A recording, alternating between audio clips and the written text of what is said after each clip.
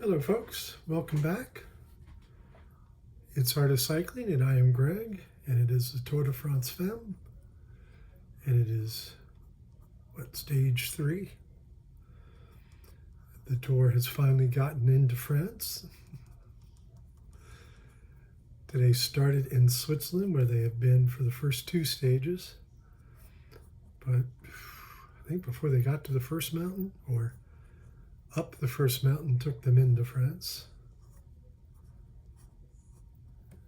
So now the Tour de France is actually touring France.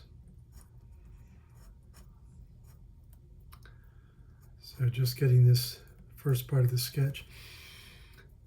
And of course you can't see what I'm painting from, which I don't quite know how to make that happen. So you're just going to have to trust me. I've always said that if anybody says trust me, it's probably best not to.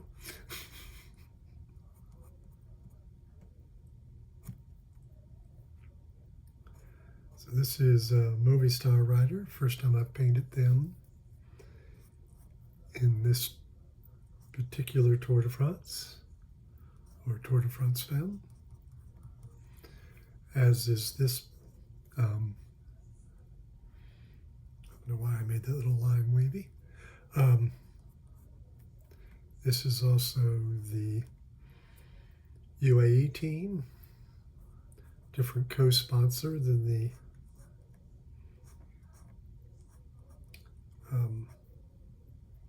men's race. And unlike the men, this time they are the leading in the team race. Of course, conversely, unlike the men, they do not have the yellow jersey on the team. I think they would rather have the yellow jersey than the distinction of being the best placed team. I don't know. Anybody know which a team prefers? Which is better for sponsors and all that kind of good stuff? So for some reason, and we are painting the peloton, or, they're calling it the peloton. The only leader's jersey that's in here is the white jersey, and I don't think she will appear in this painting.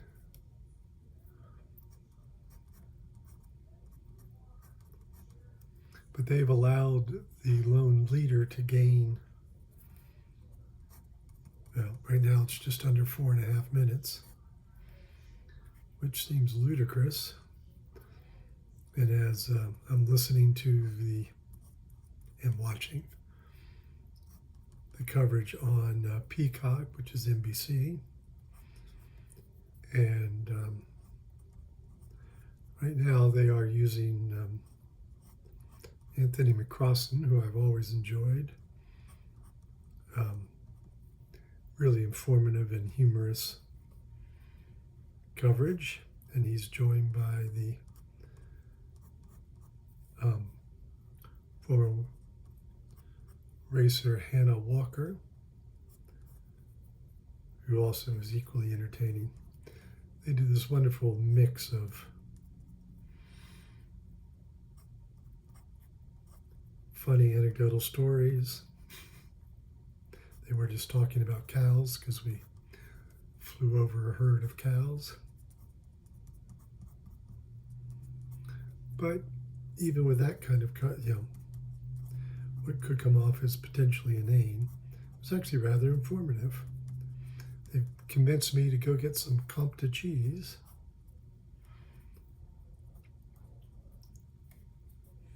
So, watching the tour, and of course some of it depends on, who's offering the commentary. You can learn quite a bit, stuff that I wouldn't have learned. Hannah was saying that if your cheese is more of a white cheese, particularly the Comte cheese, I'm assuming, it means that the cheese was made in the winter because the cows are eating the winter hay. And if the cheese is more yellow, it is summer cheese because they're eating the grasses. I have no proof of the veracity of that, but at least at this point, I'll take her at her word.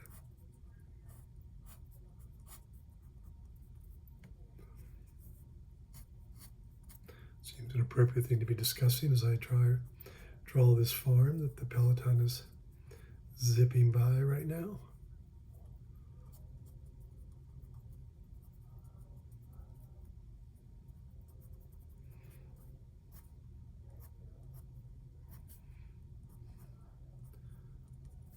So my parents came from West Virginia. My grandfather had a subsistence farm, raised goats and cows and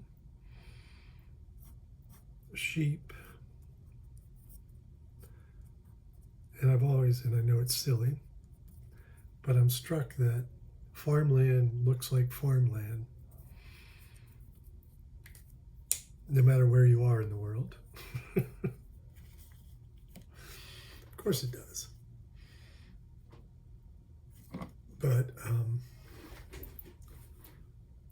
remember having that realization not that terribly long ago and going, oh, well, that makes sense. So it's interesting, in the women's tour, they are only wearing, like for the men, it was Lidl Trek and they all wore yellow helmets. In the women's tour, it's only the yellow bib numbers. And Trek, of course, or the men's tour, picking a hair out. The men's tour, they all wore yellow bib numbers too. But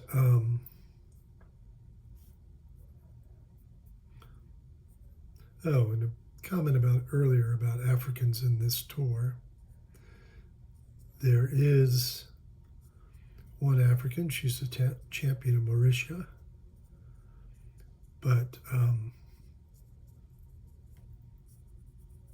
she's not black. Not that that matters. But I was talking about skin tones or flesh tones when I was thinking about her, or whether there was. So from that point of view, it's mildly significant.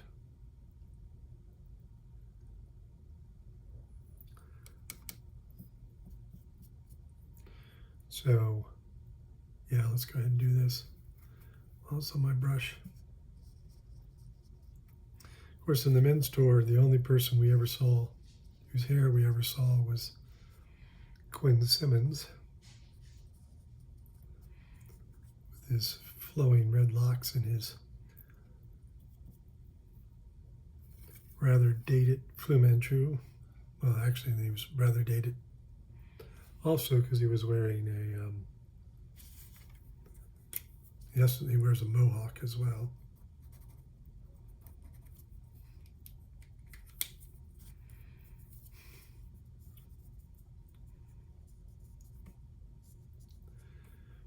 I had my time in Mohawk land.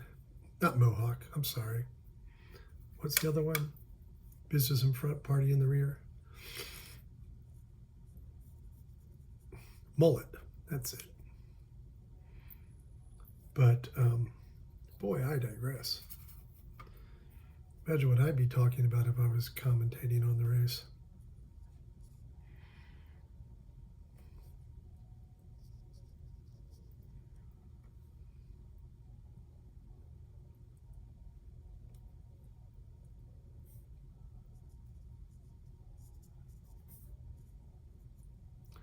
This tractor has brilliant red wheels.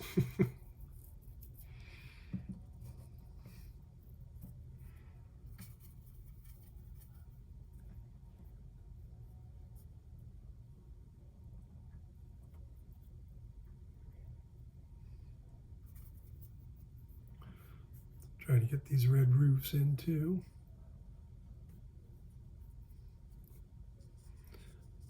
The same burgundy can go on the Cofidis rider.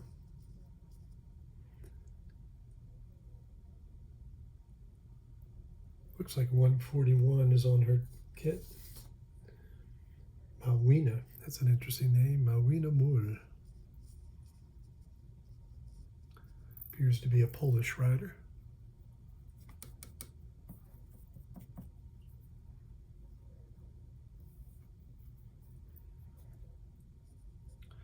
So far I've painted 8 women in this tour for the first time. And we're only on stage 3, and I suspect I've painted a few now for the first time. And I see I made a boo-boo there. See, I assumed, I didn't look. This stripe, sponsorship stripe under here is actually supposed to be blue.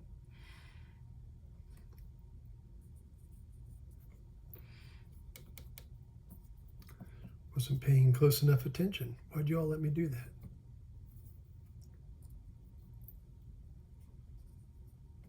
Oh. So this jersey is very pale purple. So you can see I had too much pigment to water ratio there. So just pulled in some more water, and you can see how that made it more pastel.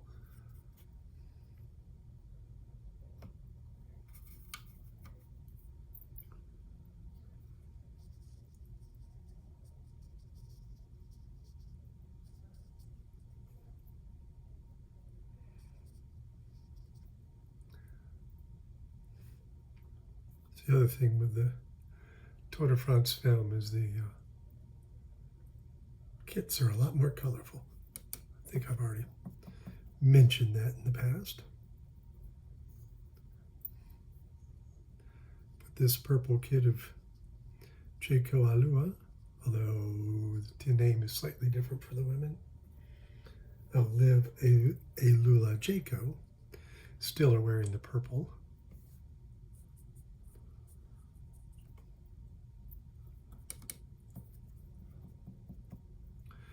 Ironically, I needed to put the red there.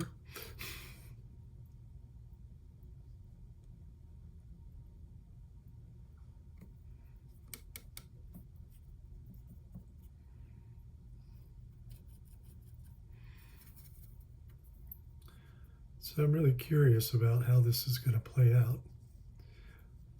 It will, no matter what, be a new yellow jersey, because frustratingly, coverage, and this is where I look for a little parody that doesn't come. All of the real racing today's stage kind of took place. I mean, there's racing throughout every stage, but the big climbs of the day all took place before coverage picked up. Like all during the men's race, they showed the entire stage of every stage, which probably wasn't necessary every day. And conversely,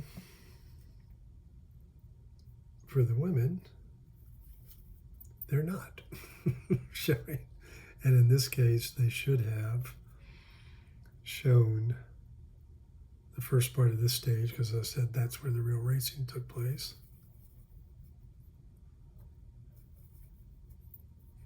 But the point being that the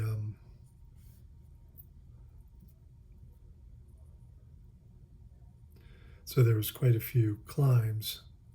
So in fact, so far, the biggest climbs in the race thus far were raced before we ever came on air.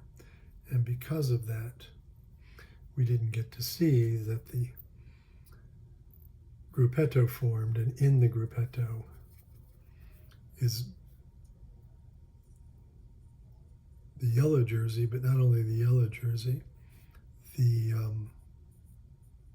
polka dot jersey is back there as well. So, and one of my favorite riders is now holding the virtual Maluai Pua polka dot jersey.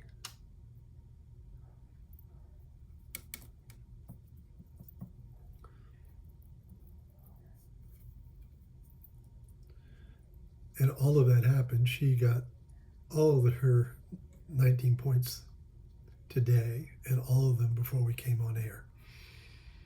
And boy, I would have liked to have painted some of that. Yeah, so it goes, right? I can't control that. I can only control what I can control. So it is what it is.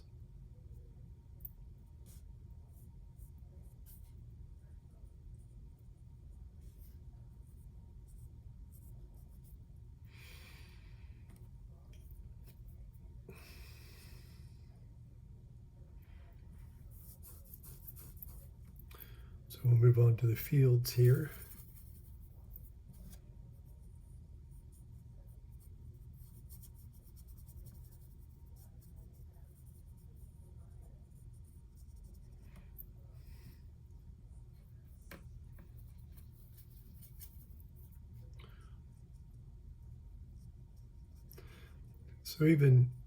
So I live in Richmond, Virginia. I live in the city, but I ride just out of the city. And it really doesn't take long, particularly going south and east, to get into farmland. Within 4 or 5 miles, the share the road signs switch from a car and a bicycle to a car and a tractor. I know on social media I have painted that picture before. My bike leaning up against a share the road sign. That's a tractor instead of a bike.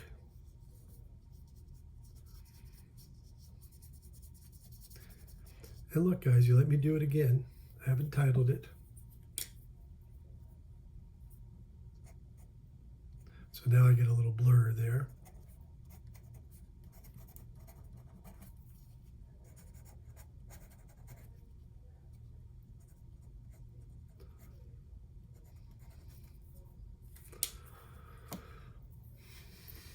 Yeah, it is what it is.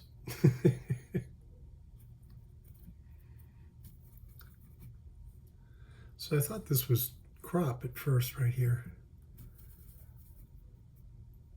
But it appears to be just trees.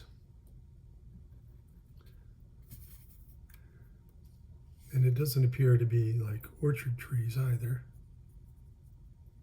So I can't quite figure out what it might be. But I guess for our purposes, it really doesn't matter, does it?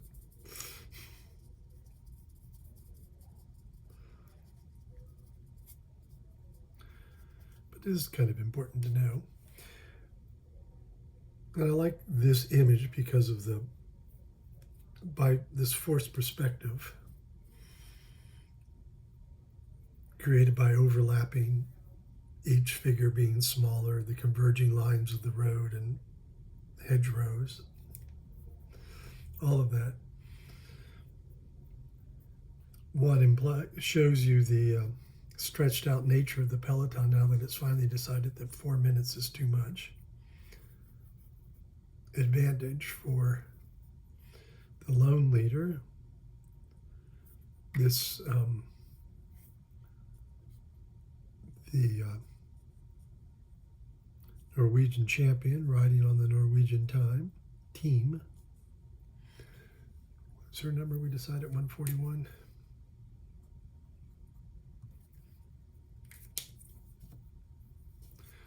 But it's certainly putting them in a tough place because with that much time to chase, that much advantage, it's going to be awful hard with just 36 kilometers left to go.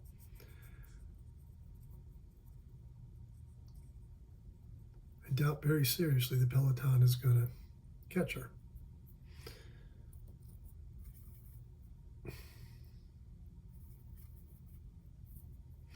there's a formula that tends to be fairly accurate. I mean, the caveats are climbing stages. That's the main carve out. But the Peloton can close a minute for every 10 kilometers. And as I said, there's 36.5 kilometers in 4 minutes and 20 seconds. So the math says they're not going to catch her.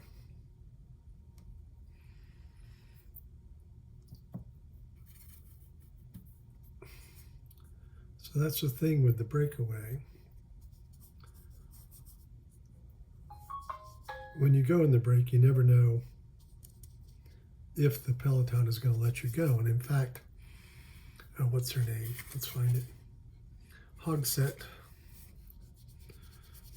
went in an earlier break that was chased down by the Peloton. But as soon as they caught that break, she went again. And they just don't seem to be interested in chasing her down. So we'll see what happens. I paint this without knowing the results. So I don't know if she's going to succeed in this endeavor, but I feel like she is. But perhaps for a while there, they didn't realize she was up the street, up the road. But I do want to remind you all, of course, that I will hope that you will subscribe. Trying to get to the magical 500 followers. And also that all of the work is available for purchase.